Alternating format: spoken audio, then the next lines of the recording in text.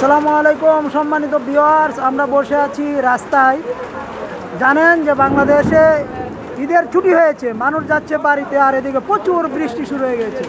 আমরা পেয়েছি আমাদের প্রিয় রহমতুল্লাহ দাদাভাইকে। উনি মানবতার কর্মী, উনি হচ্ছেন একজন সমাজকর্মী। দাদাকে পেয়ে বৃষ্টির আনন্দে উনি একটা বিস্কিট খাচ্ছি এবং দাদার মতামত নিব। তার আগে দেখায় যে বৃষ্টি হচ্ছে, সেই দৃশ্যটা আপনাদেরকে দেখাচ্ছি। একটু দেখাই নিয়ে এসি দাদা। প্রচুর বৃষ্টি,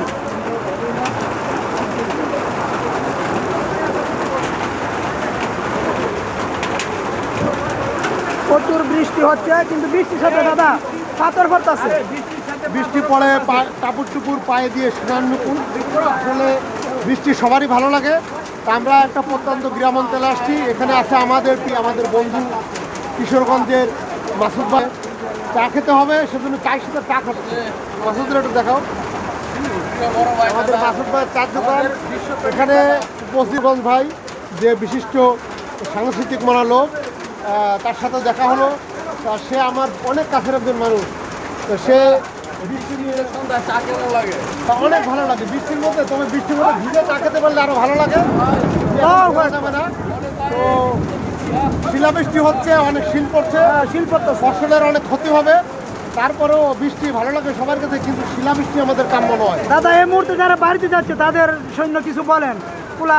আসলে ঈদের মুহূর্তে যারা বাড়িতে যাচ্ছে তাদের জন্য খুবই কষ্টকর। এই শিলাবৃষ্টি হচ্ছে, এর মধ্যে আমাদের যারা ফরিদপুর অঞ্চলে বাড়ি যাবে, যারা ফেরি পার হবে, লঞ্চ পার হবে, তাদের জন্য খুব ভয়াবহ।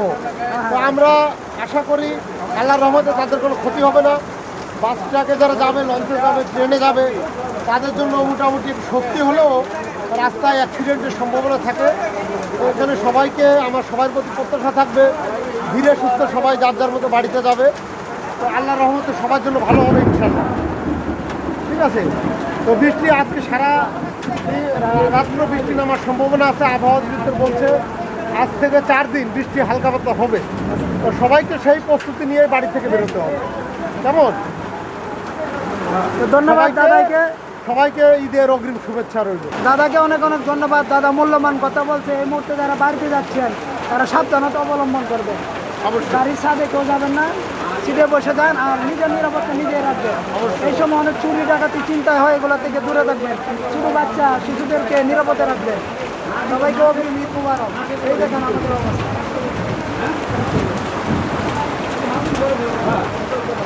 দাদা চা খাচ্ছে, দাদা বাড়িতে যাবে না। দাদার জন্য সবাই দোয়া করবে।